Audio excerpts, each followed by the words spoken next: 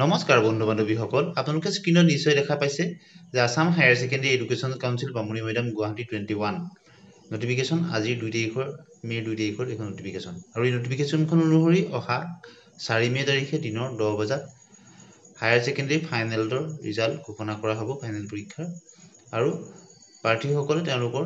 result চাবৰ কাৰণে কেইটামান ৱেবছাইট দিছে এই সকলোখিনি ঠিকই আছে কিন্তু এই নটিফিকেশ্যনখন সোশ্যাল মিডিয়াত ভাইৰেল হৈ থকা দেখা পোৱাৰ লগে লগে আমি আসাম হায়াৰ ছেকেণ্ডাৰী এডুকেশ্যন কাউন্সিলৰ অফিচিয়েল ৱেবছাইটত চালো কিন্তু তাত কোনো ধৰণৰ এনেধৰণৰ নটিফিকেশ্যন প্ৰকাশ পোৱা নাই বৰ্তমানলৈকে বা শিক্ষামন্ত্ৰী মহোদয় বা মুখ্যমন্ত্ৰী মহোদয় এতিয়ালৈকে আনুষ্ঠানিকভাৱে জনোৱা নাই তেখেতলোকৰ সোশ্যাল মিডিয়া টুইটাৰতে হওক বা অন্যান্য ধৰণৰ সোশ্যাল মিডিয়াতো তেওঁলোকে এতিয়ালৈকে প্ৰকাশ কৰা নাই গতিকে সেই হিচাপত চাবলৈ গ'লে এই নটিফিকেশ্যনখন ফেক যেন অনুমান হয় কিয়নো ইয়াৰ আগতেও 30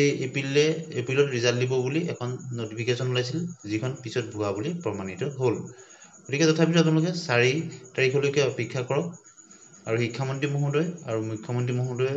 বক্তব্য আপোনালোকে নিশ্চয় তেখেতে কি মন্তব্য আগবঢ়ায় সেই কথা আপোনালোকে মন কৰিব আমিও অফিচিয়েলি গম পোৱাৰ লগে লগে আপোনালোকক জনাবলৈ চেষ্টা কৰিম কিন্তু বহু ক্ষেত্ৰত এনেধৰণৰ নটিফিকেশ্যনবোৰ সোশ্যাল মিডিয়াত ভাইৰেল হৈ আছে আৰু দুইখনৰ মেমো নাম্বাৰ একেলগে চাই এইখন ভুৱা যেন অনুমান হয় আজিলৈ আহোঁ